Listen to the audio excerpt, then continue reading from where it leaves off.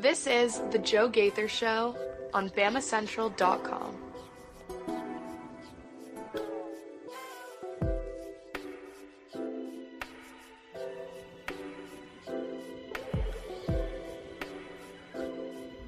Good afternoon, Tuscaloosa, Internet World, West Alabama. How are you doing today on this Tuesday, May 28th? We're in the last week of May. Getting ready to turn it over to June. I want to say thanks to everybody who's watching us on Facebook, Twitter, and YouTube. You're watching us at Joe Gaither 6. You're watching us on the Bama Central YouTube channel if you like that, or you're listening to us on Apple Podcast, Amazon, or Spotify, wherever you get your podcast. You can find the Joe Gaither Show. We're going to have our friend Joey Van Zummeran join us today from MizzouCentral. We'll talk about Missouri football in about 20, 25 minutes or so.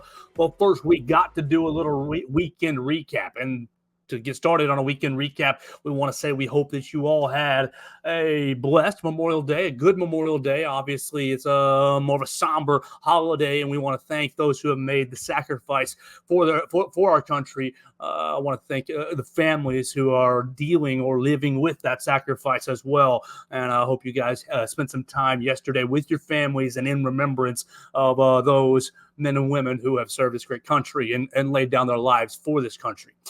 All right, with that out of the way, it's just Tuesday, and we need to do some weekend recap, and it was a massive weekend for Alabama athletics. If you want to jump in on the comments, you can find us on Facebook, Twitter, and YouTube at Joe Gaither 6. We invite your comment, question, query, or complaint, whatever you want to talk about, but we're going to kick this bad boy off talking softball. I have been up and down on softball season this year, much like probably you have been watching this team. But surprise, not a surprise if you're in the softball family, if you're on Team 28. The ladies went to Knoxville and defeated the Tennessee Volunteers to make their 15th College World Series. We just got back from the airport. We're going to have some video loading as we speak on BamaCentral.com, on Bama Central's YouTube channel. It actually looks like it's still loading there. My dashboard looks a little funny. We'll find out what's going on with that after the show. But we heard from Patrick Murphy, we heard from Caleb Beaver, and we heard from Kinley Cahalan at the airport as the ladies and the team is getting ready to fly to Oklahoma City. Patrick Murphy saying, we're one of 3 programs that have been to the World Series more times than we haven't. 15 times they're going to be going to the World Series. And look, I didn't expect it. I thought going up to Knoxville that it was going to be a huge challenge, especially offensively. And it was. It absolutely was. On the Friday game, look, we had an episode that ended right towards the start of the Friday game where Alabama jumped off to a nice little lead. But same old story, same old song and dance, my friend. Late in the game, a little bit of an error on Callie Havlin in second base. You get an extra base runner, boom, home run, 3-2 Tennessee, and it looks like, oh my gosh, it might be a short weekend. Because really, look, Alabama played marginally better than Tennessee in the first game and should have won that first game. And if you win that first game, you've got all the pressure on Tennessee, who was, the 4th overall seed in the tournament, where Alabama was the 14th seed. And Alabama had lost the series to Tennessee earlier in the regular season. We covered that. During the week, getting loaded up. But the ladies came back on Saturday, and what a marathon. 14-inning marathon. Oh, my gosh. Absolutely just gritty, gutsy. I don't know what you want to call it. Absolutely just refused to die on Saturday, going 14 innings, winning 3-2, flipping the score on them. And it's just... Look, I'm sitting there this Saturday about the 5th, 6th inning. I'm like, okay, the game's almost over. I'm going to go get ready to do my exercise and, get into some other things for the day. And middle of the 7th, I said, you know what? I'm just going to put this on in the back where I'm exercising. And I got all the way through my exercise and the ladies were still playing. Caleb Beaver, 160 some odd pitches on Friday, on the Saturday day, and just dominating the circle. The pitching staff has been incredible basically all year long. Obviously, you get a couple blips here on the radar here through the season when you play as many games as they played. What's the record now is 38-18. So what's that? Roughly, that's 48 plus 8 is 56 games. 56 games, you're going to have a couple blips with the pitching staff.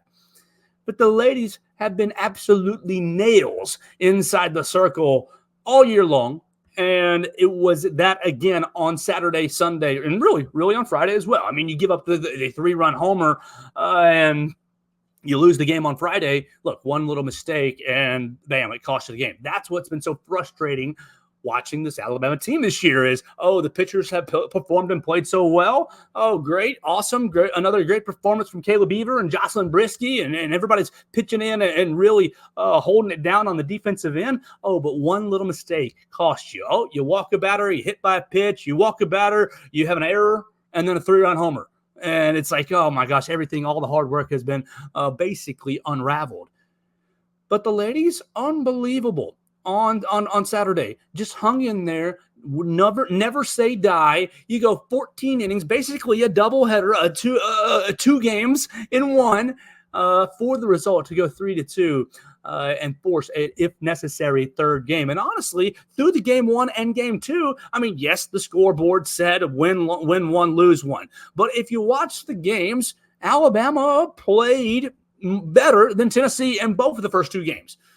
And then that third game, Sunday, I mean, drama through many layers. They come out, oh, bam, you have strikeout, and then you get 2 hit by pitch. And basically, Riley Valentine comes up and mashes a big old grand slam. And from there, I mean, you look at the final score, that's it, basically. 4-1, right? 4-1. Tennessee was able to get 1 run back late in the game. I believe it was in the 7th inning. But you have a huge rain delay. 3 hours. And I mean, Alabama softball, no stranger to rain delay. 3 hours in delay in the locker room after mashing a grand slam, getting 4 runs up in the first inning, which is a huge accomplishment for this softball team. And you go into rain delay. And what happens in the locker room? Oh, you've lost all your momentum. Everything is kind of fizzling. But no, Jocelyn Brisky comes out, the freshman, and basically shuts it all down through 6 and change innings. And Caleb Beaver comes in and closes it out. And the ladies upset the Tennessee Volunteers and go to their 15th College World Series, and they're going to be playing on Friday, I believe, is let me see, broadcast schedule, daily schedule. That's what I want right there. They're playing on Friday, right? Austin Regional. Nope, we got to scroll on down. We don't want the regionals. We want, this guy. They're playing Thursday at noon on ESPN. They're taking on UCLA. You got Alabama, UCLA. You got Duke, Oklahoma. You got Stanford, Texas, and Oklahoma State and Florida. So there's some loaded teams. Obviously, your eyes go right to Texas and Oklahoma as pretty much the favorites. And then you see fellow conference member Florida there. What? You want to count it as 2 SEC teams or 4 SEC teams making it to the College World Series? But here you are. You really, if you watch the story arc of the season, there was no way that this team makes it. The offense was just too inept. But over the last 2 weekends, I mean, you go back 3 weeks, Alabama's in the SEC tournament. They go 14 innings against the LSU Tigers and basically can't get anything going through the entire 14 innings. This team has really endured almost everything that you can endure. Oh, we have no offense. Oh, the pitchers have injuries. I mean, Coach Murphy talked about it today, the injuries that they sustained through the year, the surgeries that they sustained through the year, and to have the whole lineup back in action is really a testament to their character. And yes, I have been critical of the offense and critical of the approach, but that's not from a point of, oh, we hate these girls or, oh, these girls are no good. It's just a frustration point because the pitching staff in my limited knowledge of softball, the pitching staff has been national championship worthy. And what a statement to say the year after Montana Fouts graduates and moves on. You bring in Caleb Beaver, you have Jocelyn Brisky as a freshman, you got Jayla Torrance sitting right there as a utility girl. The pitching staff has really been national championship worthy. The offense was just completely inept. And for them to have the 14-inning game against LSU, be one and done in the SEC tournament, and then they get a favorable draw. A lot of it probably has to do with their earliest part of the season playing in the SEC. And, we heard it from Katie Wyndham when she joined us last that the mid-teens teams, 12 to 20 in the NCAA tournament, were all losing around Alabama as well. And so it fell very favorably for them to host that regional. All right, so they go 1-0 on that Friday, and you're like, oh my gosh, scraping by against, who was that, UC Upstate? A team that you should be smacking across the face. And then you go from there to having a huge offensive explosion on Sunday, 9 runs in that Sunday day to basically close out the regional. And it's like the lid has come off. Now, against Tennessee, the lid was not completely off, but the Tennessee pitching staff was also national championship worthy. You saw that this weekend. If you watched any of their series, they were painting the corners. They were really, really effective in the circle. And so to battle through that and get to Oklahoma City, look, all bets are off at this point. I'm not going to sit here and tell you or sit here and claim, Alabama's going to win the national championship this weekend. I might have said it or two in a time or two in group chats with some of my friends.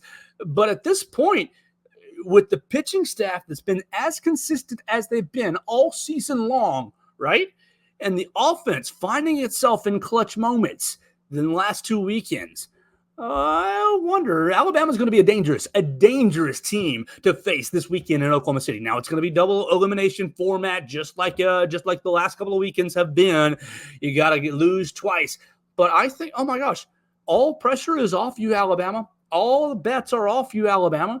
And so you go out to Oklahoma City, and okay, you put Kayla Beaver in the circle. You got Jocelyn Brisky to back her up. You're going to give yourself a fighting chance on Thursday against UCLA, who eliminated Georgia in their super regional. UCLA, obviously a historic softball program, but so is Alabama. All bets are off at this point, and I think that this team really is positioned to. Well, they're going to go. I got a feeling in my gut that they're going to have a really good weekend. They're not going to go 2-0. They're not going to go 2-0. We'll say that. And when you thought about it maybe last weekend in Knoxville, I think there was a pretty decent chance of going 2-0, especially losing that first game.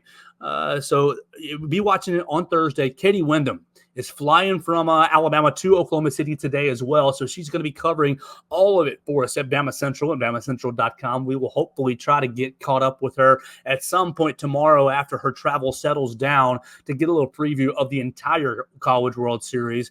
But I'm excited. I mean, I went from, oh my gosh, this season needs to end because they can't find a bat to save their life to, okay, roll the dice and see what happens. And I think that if you have been maybe out on Patrick Murphy over the last 3 years, look, we've talked about the struggles of the program. We have, and it's valid. The offensive struggles have been evident for 2.5, 3 years. It's valid.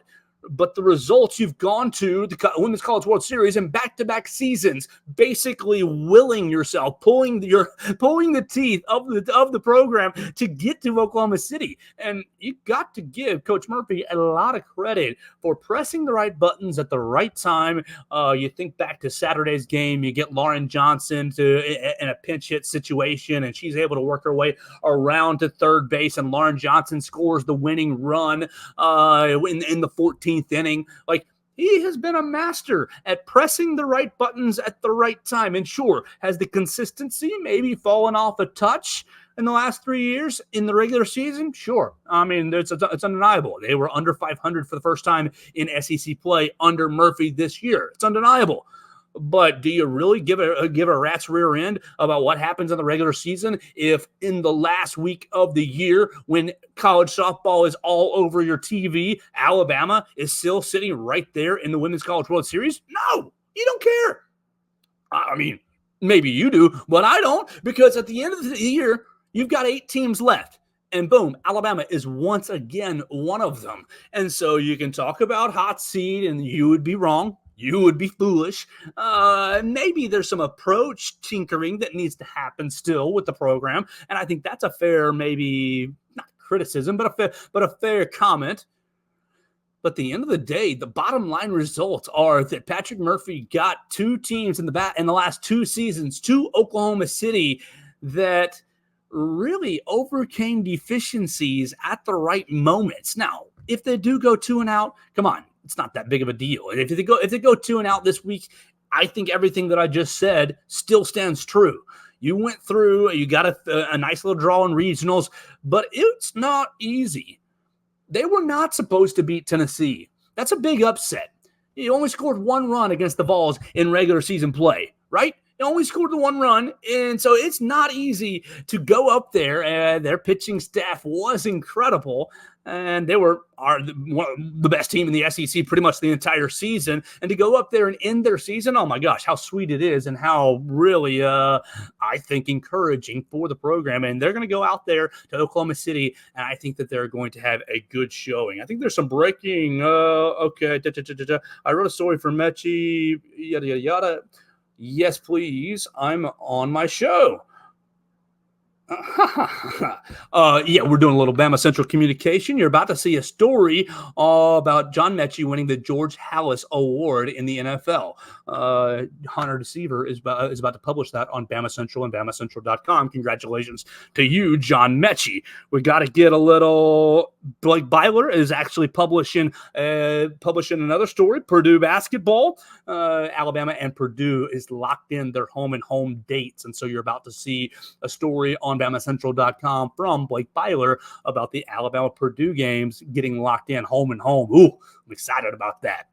We'll talk about basketball in just a minute before we get to Joey Van Zummeran. But first, you got to go back to the diamond again, not for softball, but for baseball. We went up to Hoover last week. Alabama was one and done, and it was a fine Tuesday. 1 week ago, I was sitting in the Hoover Met press box, and I absolutely love that place. You absolutely should go to the SEC baseball tournament if you like sports at all, or if you like a family-friendly environment. If you like it all, the SEC tournament was great. It was awesome. And congratulations to Tennessee for winning the SEC tournament. Tennessee drawing the number 1 overall seed in the NCAA tournament. But this is not a Tennessee show. This is an Alabama show with some of the other Walsh Writing Network programs mixed in as well. We'll mix in some of Missouri in just a minute. Alabama baseball goes into Selection Monday and we were talking on the Joe Gaither show that Alabama was going to get a 3 seed, that Alabama had fallen pretty comfortably and securely into the 3 seed. But no, Joe Gaither doesn't know what he's talking about. Alabama draws a number 2 seed in the NCAA tournament and is not going to Norman, Oklahoma per Division I baseball's prediction. No, Alabama's going to Tallahassee. They're going to go down to play Florida State. They're playing in the Florida State Regional, Alabama as the 2 seed against number 3 seed UCF, right? UCF, and number 4 seed Stetson. And honestly, I like the draw. I mean, you don't have to go out to Oklahoma. That's a first. That's a positive. Tallahassee, not that far away for the Alabama baseball faithful that want to be a part of supporting the program. Not that far away. You play 2 games against Florida State in fall ball, so you're a little bit familiar with them. Obviously, massive changes. Fall ball is not it's not a 1-to-1 carryover. Obviously, there are some changes, but you've seen some of these pitchers before. Several months ago, was that September, October that we were at Sewell Thomas Stadium? Yeah, mid-October that we saw some of those fall ball games, and Alabama played well against Florida State in those games. Obviously, Florida State got the hosting bid and got the hosting slot because of their strong season, but you're not in a terrible position, I think, if you're the Alabama Crimson Tide. And I think that this weekend's going to be really a chance to, if you can pull off an upset. I mean, you're playing UCF first, right? You're playing UCF first, and that's going to be on the Friday, I believe. Let me make sure I'm correct on that, as my schedules are all a little bit wonky with the 3-day weekend. Alabama and UCF is Friday at 5:00, and you're going to be able to watch it on ESPN Plus. We'll have coverage for it. Kim Rankin and Will Miller will be all over the coverage for us at BamaCentral.com if you just want to check it out on the internet. But 5:00 against UCF. You win that first game, and you're rolling into Saturday, probably playing, let's see, Florida State will play Stetson. The two winners will play. You're probably playing Florida State on Saturday. Yeah, it's going to be a tough environment, and they're the home team and the favorite. But you get to Saturday 1-0 after beating UCF. You're rolling the dice, baby. And I like this team's mindset. Look, what does 2 weeks worth of not really playing? I mean, yeah, you played last Tuesday, so now you're on 7 days. You're going to get basically 10 days off. And we talked about it on the program on Wednesday after Alabama was eliminated that I felt like the arm situation, particularly the starting pitching arm situation, was a little bit troublesome. You saw Craig Ferrone play. He started the Tuesday game last Tuesday after pitching down in Auburn, 100-some odd pitches down in Auburn. Look, would you have liked to have a better showing in the SEC tournament? I think absolutely. I think undeniably you would have liked to have gotten to the double elimination portion. We talked about that being a threshold that Alabama should have reached. But on the flip side, you got yourself 10 days rest. You got yourself a favorable draw. You didn't earn a 3 seed. You earned a 2 seed, basically on the respect of the RPI, the respect of the conference. And look, Alabama played pretty well. I mean, under a first-year head coach who dealt with a lot of transition. So you get a number 2 seed to go down to Tallahassee. And right here, once again, you just roll the dice and you see what happens. I like Alabama's matchup against UCF. We'll try to get Will Miller or Kim Rankin to join us to talk about this weekend series. And we'll get really excited about Alabama on both sides, the softball and the baseball, as the Diamond Sports are coming to a head. Last thing for us on the Alabama side is really basketball related. You guys know we love basketball on the Joe Gaither show. And we're 24 plus 9, 24 plus 8 is 32. You're about 32, 33 hours away from a Mark Sears and Jaron Stevenson decision. And I think both decisions are coming down to the wire. Honestly, we look at Kevin Sweeney, right? Kevin Sweeney. Yeah. We look at Kevin Sweeney, and he's all over the should I stay, should I go stuff for SI.com. You can find him at CBB_Central. He's a great follow, but basically says that Alabama, the interesting part to me, that Jaron Stevenson's decision is not as cut and dry as I think maybe I had assumed, or maybe a lot of us had assumed. It sounds like Jaron Stevenson's getting some pretty favorable feedback. He thinks it's a lot more than 50-50 than it was. I thought it was more like, okay, 80% he's going to come back. But Kevin Sweeney plugged into things. He's about 50-50 is what he tweeted today at 10:55. And then you look at Mark Sears, his comments. Mark Sears, highly consequential. Not sure he can get more than a 2-way contract. And Kevin Sweeney says he probably should go back to school. Now, look, that's music to your ears if you're following the Alabama Crimson Tide. I still think you're going to want to be on pins and needles. He's working out for the Milwaukee Bucks tomorrow. And we've seen a couple of mock drafts where he's slated right in there with Milwaukee. I think he might be a nice little backup option to Damian Lillard. But Kevin Sweeney's plugged in. A 2-way contract. You go Mark Sears on a 2-way contract. You don't have that guaranteed money. Now, that's up to the team to decide if they want to give you guaranteed money or not on a 2-way. I think Mark Sears' decision is very, very much still in the air with about 33 hours to go. So Blake Byler is covering all that for BamaCentral.com, and you're going to be able to see really as soon as Jaron Stevenson announces that he's staying in the draft or coming back to Alabama. And same thing for Mark Sears, whether he's staying in the draft or coming back to Alabama. That's going to be the biggest piece of news really probably this week outside of the on-field action out in Oklahoma and down in Tallahassee for the Alabama softball and baseball team, respectively. We're going to turn things over now to continue our expansion on the Walsh Writing Network with our friend Joey Van Zummeran. You can follow him at JoeyVZ on the Twitter machine. He does all kinds of work, not only for MizzouCentral.com, but for those wretched Green Bay Packers as well. But we appreciate his expertise, and anytime you get to join him, it's Joey Van Zummeran, part of the Walsh Writing Network right here on the Joe Gaither Show. Joey, man, what's been going on? Oh, it's been since the Combine. Yeah. How have you been? I've been doing good. I got home from Mizzou about 3 weeks ago, so working the summer job because have a busy summer plan ahead, and those trips to Mizzou games and Packer games won't be paying for themselves. What is the summer job? You want to reveal that or keep it close to that? Sure. It's at a sporting goods store, just cashier. So got to do what you got to do.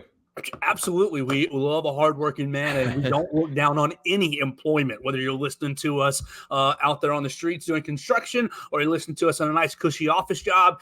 We appreciate you all your hard work and Joey Van Zummeran getting down the workforce at a sporting goods store. Joey, man, what's been going on with your spring? We last left you at the combine, and Missouri had a pretty nice little draft, honestly. Yep. And then what we're going to do today is talk spring practice. But really, what has been how has your spring been going since the combine?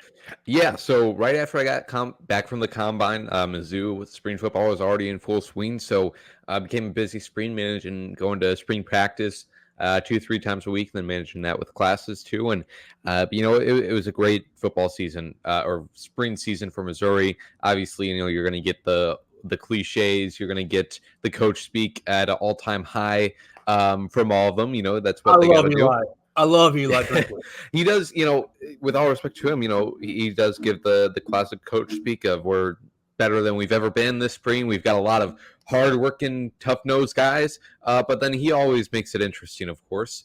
But yeah, great spring for Missouri. Looks like they're going to have a great team, and looks like they're going to be able to continue the momentum. Then, of course, with the Diamond Sports Baseball, they had their first-year head coach, Garrett Jackson, just wrapping up their season. Not as great as they wanted it to be for sure, but it looks like they're heading into the right direction there. And then softball season just came to this end this Sunday in the Super Regionals against Duke, winning 2 extra innings in the third game of that series. Missouri fell there by 1 run. But yeah, great spring for Missouri sports and a great spring for me too. All right, so let's get into spring football with Missouri. We're starting to tease some, we want to do records, and we're not going to do a record today because that's a different conversation. We had spring practice. Missouri lost a defensive coordinator. Eli Drinkwitz made a hire. You've had, I'm on 24/7 Sports right now, 15 incoming transfers. Yep. So that's where I want to start with the transfers. I'm going to just read some off, and I want you to identify maybe your biggest, your favorite, your most impactful. I just would take this in any direction. You got Corey Flagg out of Miami, linebacker. Chris McKellen, defensive lineman out of Florida. We're getting a Georgia State running back, Marcus Carroll. We're getting a Clemson cornerback, Toriano Pride Jr. We love that name. Zion Young is an edge rusher from Michigan State. Drew Pine from Arizona State. Darius Smith from Georgia, an edge rusher. We love getting Georgia transfers. Appalachian State, Nate Noel, running back. And then you get a linebacker, Brady Holtzman from Wyoming. Caden Green from Oklahoma, offensive tackle. You got to get those tackles. Sterling Webb, defensive lineman out of New Mexico. Marcus Bryant, a tackle from SMU. Eddie Kelly, defensive lineman from Georgia Tech. Jeremiah Beasley from the national champions, linebacker from Michigan. And a week ago or so, and this was somebody that Alabama was familiar with, Khalil Jacobs, South Alabama linebacker. So you load it up in the transfer portal. That's basically a full recruiting class. What do you like about them, or who's going to stand out and who's going to make some plays for Missouri this year? Sure. I mean, the main thing that stands out to me from those names you listed off is just all the linebackers they recruited, and specifically really the inside guys that I'm really excited to see how the new defense coordinator, like you mentioned, Corey Batoon, is going to use him in his defense. The system he's going to run is a 4-2-5, just like Blake Baker, who is Missouri's previous coordinator. But obviously, correct. But there's obviously going to be little tweaks from coordinator to coordinator, even if they're running the same scheme. And one of the things that Batoon is bringing along with him is this joker role that he mentioned at the start of camp. And that's basically just kind of that hybrid. I'm not too familiar with it, but the way he described it is that hybrid of a guy, basically who can rush the passer and then also drop back in coverage, and you have no concern with him doing either. He can excel in both, and it really makes it difficult for a quarterback to read the defense, especially when you have these quarterbacks that are a little more inexperienced. Makes it difficult for them to predict what the defense is doing. Allows them to do some creative stuff. And so Khalil Jacobs is one of those guys that can do that. Darius Smith and also Corey Flagg, the linebacker from Miami. Really just all very versatile athletic guys. And we saw in spring practice they were running Brayshawn Littlejohn, who is an incoming freshman. They were running him there, and then also somebody else whose name is escaping me right now. But I think it's going to be not only a competition there, but also not so much of a set in stone thing. I think they're going to try out different guys there, especially with all the transfers they brought in. I mean, they've always recruited not only through the transfer portal, but through their freshman class, just very versatile, athletic guys and not traditional hard-hitting linebacker. So I'm excited to see how those guys are used in Batune's defense, like I said, just with their versatility. Some other guys that stand out are Toriano Pride. He's a St. Louis guy. And really, with this transfer class, you can tell that there was a few guys on Missouri's radar that they wanted to recruit out of high school, especially the St. Louis and Kansas City guys. Eli Drinkwitz has made it such a mission to lock down those borders. And they recruited quite a few of those back now. And I think that'd be interested. I'm interested to know just kind of what that process is like. It's almost becoming like the NFL now. I mean, in many different ways, but also just with how you have to recruit and how you have to keep tabs on your players. Because all the time you see with NFL teams, they'll have guys that they really like on their draft boards, and then 2 or 3 years later, they'll become available in free agency and they'll instantly sign them. And I think that's becoming pretty similar here in college football. And so Toriano Pratt is one of those guys from East St. Louis, was teammates with Luther Burden. I would think they overlapped at some point in their high school career, but a 4-star recruit, just an incredible athlete, competed in track in high school as well. Missouri really needed to fill in some more cornerback depth after losing both Chris Abrams-Drain and Ennis Rakestraw in the draft. And then finally, another Kansas City, another Missouri guy, this guy Caden Green from Kansas City. He was a 4-star recruit. He had 5 starts in his true freshman season at Oklahoma. And I know one of the things we're going to talk about later on is the most exciting matchup in Missouri's season. And that game against Oklahoma is definitely catching my eye, because Caden Green was one of them that kind of started, or I guess reignited this rivalry between Missouri and Oklahoma. So great to have him here too.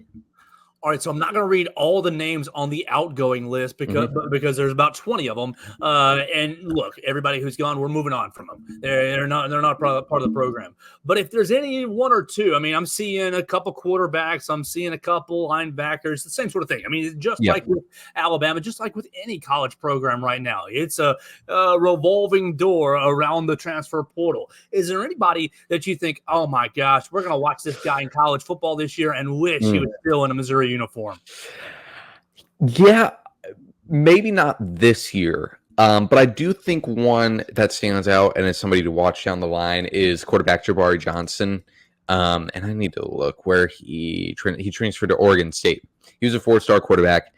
Spent his freshman season as a redshirt for Missouri this past year. I don't think Missouri is going to be reeling too much from the loss of him, with all due respect to him, but they've been able to recruit quarterbacks. They have Matt Zollers coming in next year, one of the top recruits in 2025. But I will be interested to see how his career goes. They did have to recruit another quarterback, Drew Prine, out of Arizona State, to replace that depth, especially with their backup, Sam Horn, undergoing Tommy John surgery.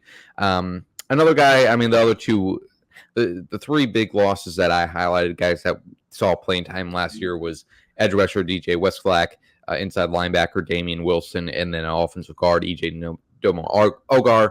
But I do think Missouri replaced those guys fine and more with their losses in the transfer portal. All right, so I want to ask you about Brady Cook. Brady Cook kind of really jumped onto the scene. Well, he was already there, but he really had a strong year in 2023. Yes. And what do I have him for? I have him for 3,000 yards passing, ranked 8th in a single season for Missouri. Really had a good year. 157 passing efficiency. He was the catalyst behind the Missouri offense. What do we think about Brady Cook taking a step forward and becoming, I mean, you look across the conference, there's a lot of good quarterbacks, but as a whole, the quarterback class for the NFL, not really that favorable. What do you think about Brady Cook taking a big step forward and at the end of the year being in that, this guy might be a first-round pick. This guy might be one of the top, 8, 7 quarterbacks in college football. Yeah, I mean, it sounds crazy talk for Brady Cook be in the first round of the draft, but also a year ago at this point, I mean, the NFL drafts in general, Knicks? kind of like sounded like a far shot for Brady. But yeah, I mean, he did really have an impressive year this past year. And I think going into this year, an interesting storyline to watch will just be how much more confident he is right away. I mean, the whole team pretty much seemed to have his back last year in the offseason, but you got to think the fans didn't. Exactly, and so the amount of confidence the starting quarterback. I will never forget his rant going at Eli Drinkowitz. Oh, it's such a shame you're booing the starting quarterback. He'd go out there and give it all for you guys. You're booing him. Yeah, I mean that was the thing I was going to bring up. Just the amount of confidence he's going to have for this full offseason now and going into this season. That game you mentioned in Kansas State. One of his best performances of this past season, and especially because it was I think it was kind of a full circle moment almost for him to have that incredible performance against Kansas State, because last year, the game in 2022 against Kansas State, they go to Manhattan and get whipped. I think it was 40-12 was the final score in that one. And then just a complete turn of the page, not only for Cook, but for Missouri football as a whole, to go out there and have a really tough win against Kansas State. That game against Kansas State in 2022 is also where Brady Cook suffered that elbow injury or shoulder injury somewhere on the arm. Took a rough sack early on in the game, and he played through that injury for the whole season. And I think that colored a lot of people's perception of him, because they didn't really know of that injury status of him, and he was playing through that. Full circle moment for him against Kansas State. And I think the main thing for him is going to be the confidence that he's going to have going into the season. More always helps to have more reps with your wide receivers, so he's going to have plenty of those banked up as well. And he can have full confidence going into the season that he is the guy, even though Drinkwitz did build up a quarterback competition up to week 2 of the 2023 season between Cook and Sam Horn. I don't know if that was all that much of a competition. Brady Cook got 30 passing attempts against South Dakota State. Sam Horn got 5, and Drinkwitz was pretty much decided after that. But again, the confidence he's going to have that, and excited to see how he does this upcoming season. All right, so you kind of hit on a couple of areas of spring practice. Then we're moving in the new defensive coordinator. We're kind of adjusting the defense just a little bit, the 4-2-5. You guys up there in Missouri, what was the kind of vibe or feel, or this is the big story, this is the 2 big stories from spring practice that we're taking away from spring practice? Yeah, the defense was a big thing, obviously. The one thing I really came away with was how exciting this wide receiver room is. Not only with the guys at the top, Luther Bird and Theo Weiss, obviously, but then also, Mookie Cooper is another veteran in that group, but also the young guys that they got coming along here, and only this incoming freshman class, we didn't see either of them at spring practice. They weren't there yet, but Courtney Crutchfield and James Madison, both 4-star recruits coming in there. And then also Joshua Manning, who I believe is going into his sophomore year here. He was the MVP, the offensive MVP in that spring game. So they are really building some exciting depth there. And I think more than anything, it's just the versatility of the way they can attack with that wide receiver room. You have Burden, who is just an incredible guy after the catch, incredible route runner. And it seems like he's even improving in that aspect. Jacob Peeler, the wide receivers coach, I asked him about in the spring, just has Luther even reached his ceiling of how much he can do after the catch specifically and in the slot? And the answer was yes. And basically, I believe the answer he gave me was basically just about his route running, knowing his stopping points, so that, in college, a lot of time with the incredible athleticism he has, he can win so many times just with that. But if he can really refine his route running, he could become even better. Weiss, obviously a deep threat, a guy that can get a lot of 50-50 balls. Cooper, really fast, shifty guy. And then, like I said, all those young guys you got coming in, it's going to be really exciting to watch them. All right, so at the end of the year, and we've covered this before on the Joe Gaither Show, we're talking to Joey Van Zummeran of MizzouCentral. Make sure you follow him at JoeyVZ_ on the Twitter machine. The end of the year with a huge, it's a great year anyways, but a huge win over Ohio State.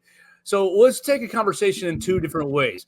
The first step, or the first side is, How does Missouri continue the momentum and really take that step into maybe that top 4 or 5 in the SEC? Because, golly, the SEC is going to get a lot harder. Yep. But the other side, if they don't, if Missouri is unable, like if last, I mean, I don't want last year to be a fluke for you guys because it's a lot of fun to cover good teams. But if it was a fluke and Alabama and Missouri does take a step back, what do you think the reason it will be that they take a step back?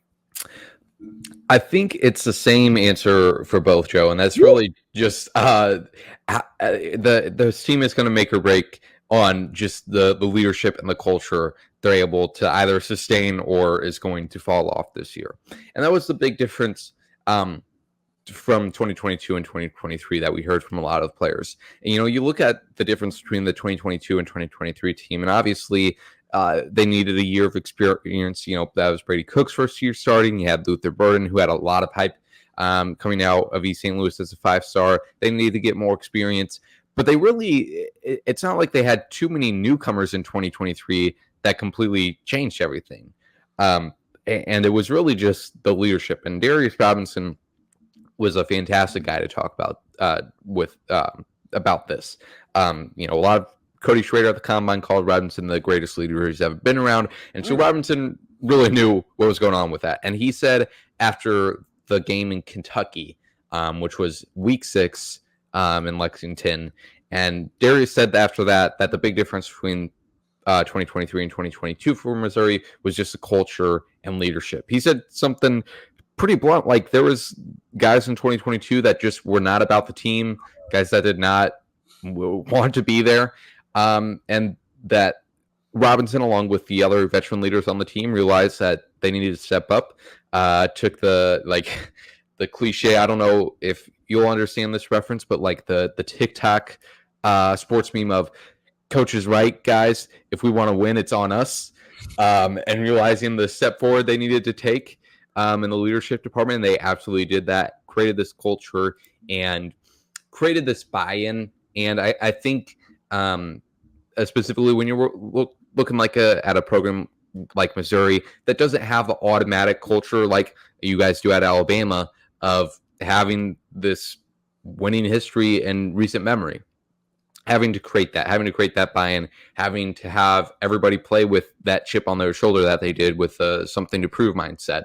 They really created that, and I think they're going to have to do that again this year. They lost quite a few leaders with Javon Foster, Darius being one of those, Cody Schrader, Rakestraw, and Chris Hamstrain, like I mentioned, Jake C. Carlisle, the safety as well. So they're going to have guys step up.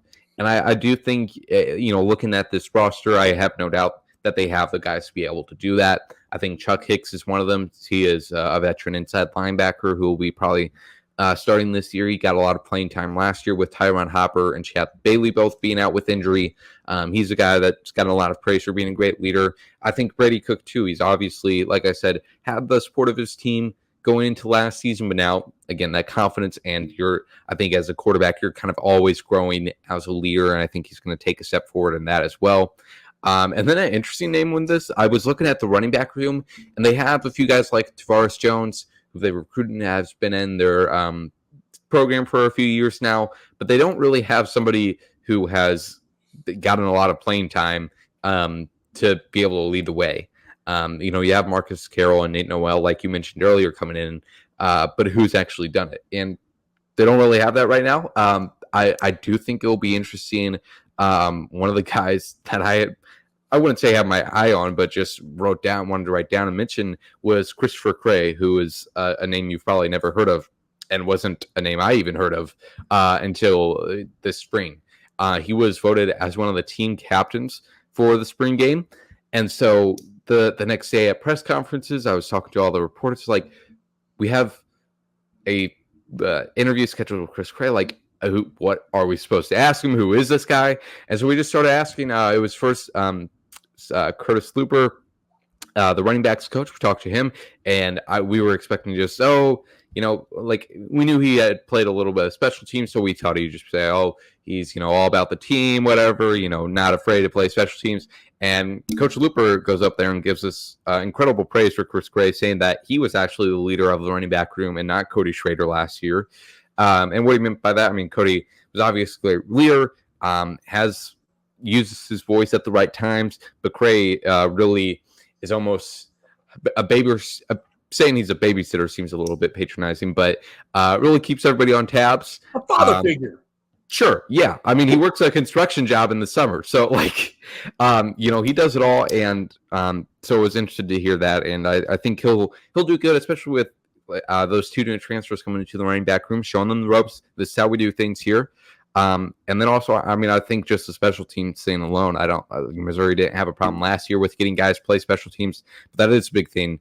And I think really plays into creating that buy-in again of you have to be all about the team. So, that's my answer right there. It's all going to come down to the leadership, culture, and buy-in they're able to create in order to create that momentum.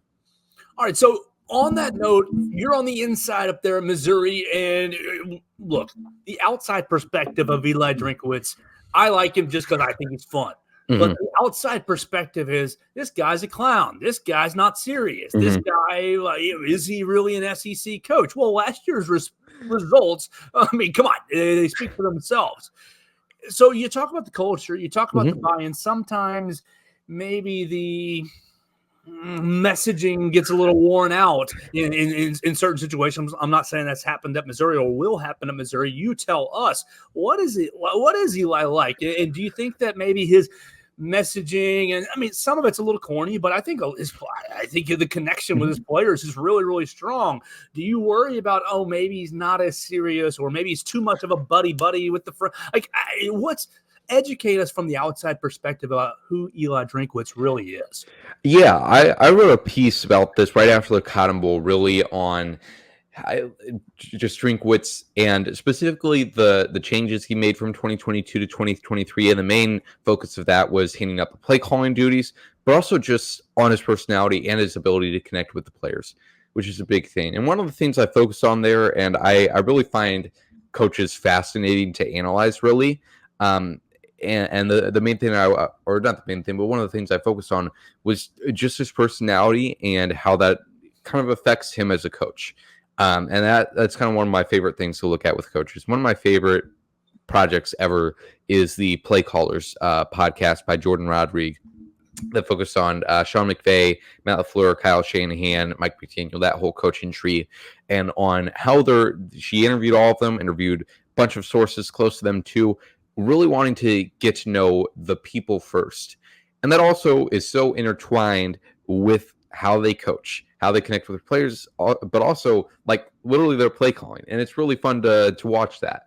And that was the thing with Drinkwitz. I don't know if I could make a connection from his personality to his play calling. Well, he's creative. I think he's a creative offensive mind. Most definitely. And I guess he did give a play calling this year, so it would be Kirby Moore's personality.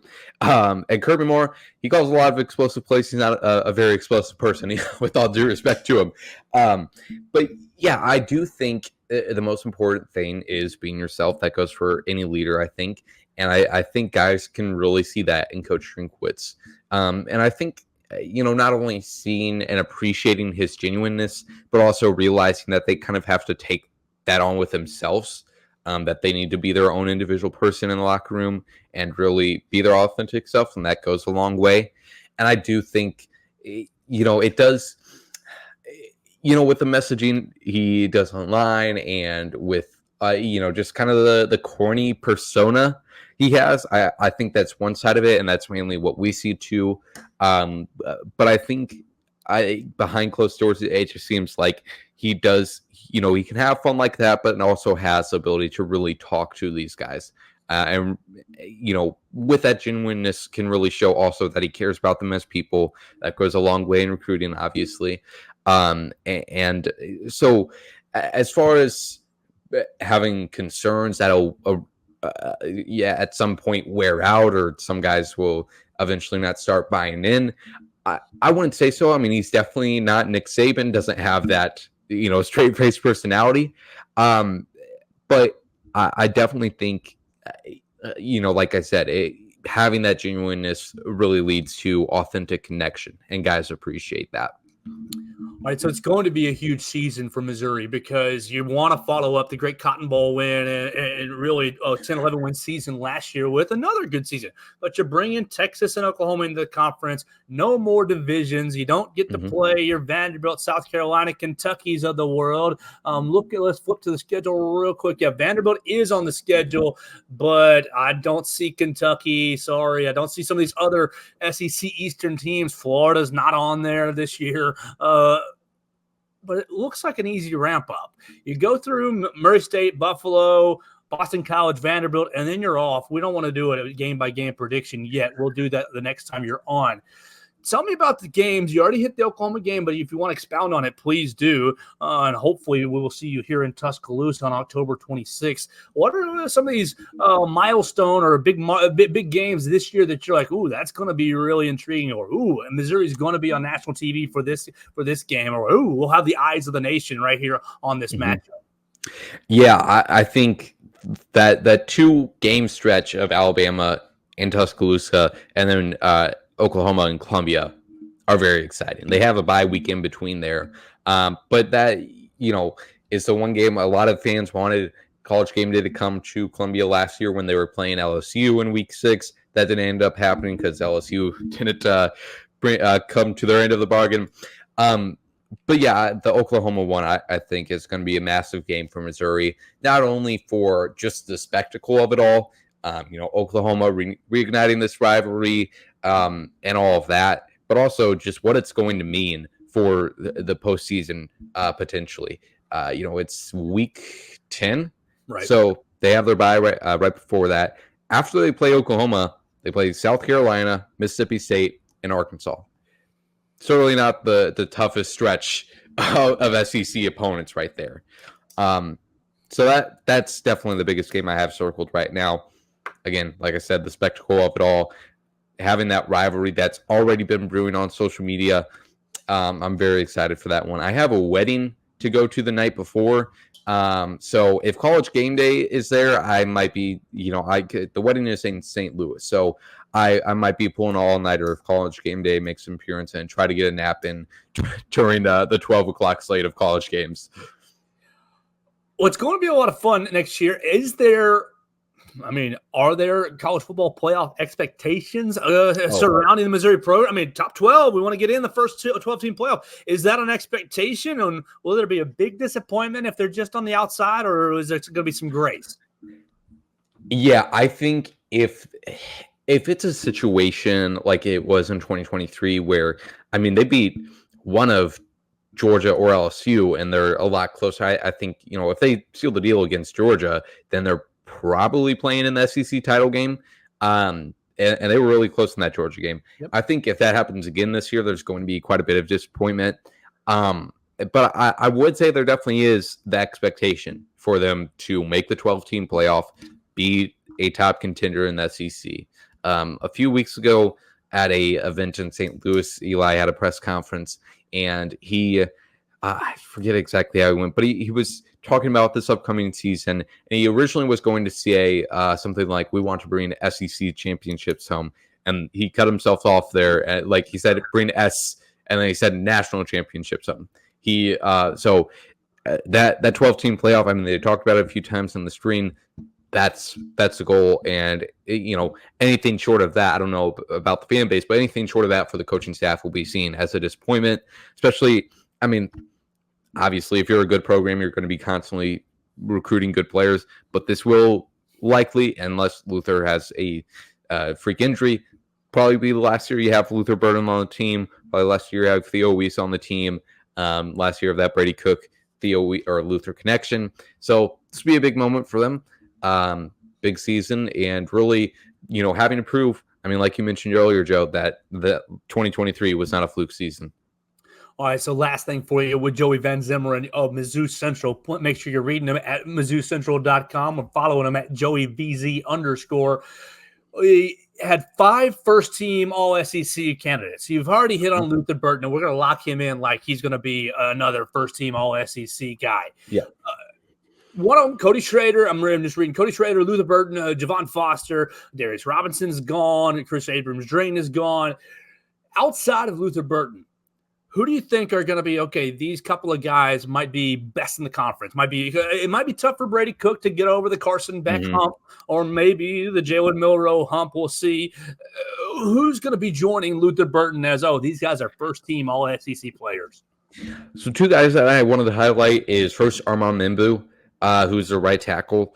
Kind of flew under the radar last year just with, Javon Foster also on that offensive line, but really a great player for Missouri. And then also, this might be a year premature, but I think tight end Brett Norfleet, he was part of the All-SEC freshman team last year.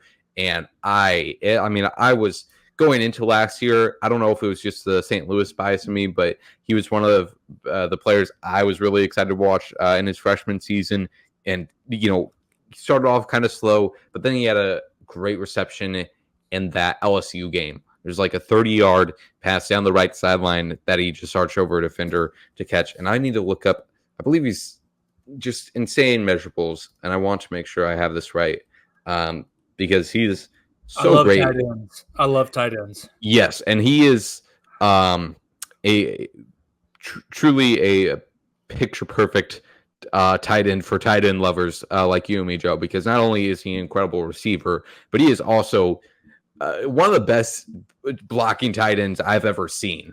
I mean, this dude will, if you look at his high school tape where he's playing with much smaller, not SEC guys, he is just throwing dudes off of him like Reggie White did to Chris Carter. And just the other way around with Norfleet on offense, 6'7", 235. I had economics class with this guy too. So there's one day when he sat in front of me and it just you couldn't see the whiteboard? Yes, exactly. Just massive guy. So, like I said, might be a year or two premature, but you could really see him last year getting into groove and establishing connection with Brady Cook. So those would be the three that I would really highlight. On defense, it's just such a question mark because they're losing a lot of their top contributors and not knowing exactly how it's just going to be used in Corey Batoon's system. I guess Toriano Pride would be the main name that I throw out there. It's Joey Van Zummeran joining us from MizzouCentral.com. Please make sure you follow him at JoeyVZ_ for not only Missouri coverage, but for Green Bay Packers coverage as well. Keep your friends close, but your enemies closer. I appreciate you so much, Joey. I hope you have a great rest of your week, and we'll talk to you again soon. Thank you, Joe. You too. Yes, sir. That's Joey Van Zummeran joining us. I appreciate it every time he can give us some expertise. We're expanding our coverage on the Walsh Writing Network right here on the Joe Gaither Show, diving into Missouri, some Mississippi State, some NBA with the Spurs, some Major League Baseball with the Kansas City Royals, and we'll keep expanding as Chris Walsh expands his own network. We appreciate everybody who's joined us today on Facebook, Twitter, or YouTube. You joined us at Joe Gaither 6, or you joined us on the Bama Central YouTube channel. Make sure you subscribe, rate, and review to the Bama Central YouTube channel. You can see great videos like the Alabama softball team getting ready to go to Oklahoma City. It's already up on our page, and you can see all kinds of behind-the-scenes coverage on the Bama Central YouTube channel. I'll be back with another episode tomorrow. It's going to be, oh my gosh, a huge day for Alabama basketball tomorrow. We're going to be biting our fingernails. Is Jaron Stevenson? Is Mark Sears? Are they staying in the draft, or are they coming back to Alabama? We'll be all over it tomorrow right here on the Joe Gaither Show on Bama Central and BamaCentral.com. Thanks for joining us on today's edition of the Joe Gaither Show on Bama Central. Keep up with Joe on all his social media pages at Joe Gaither 6. Subscribe, rate, and review the show on Spotify and Apple Podcasts, and be sure to read us daily at BamaCentral.com.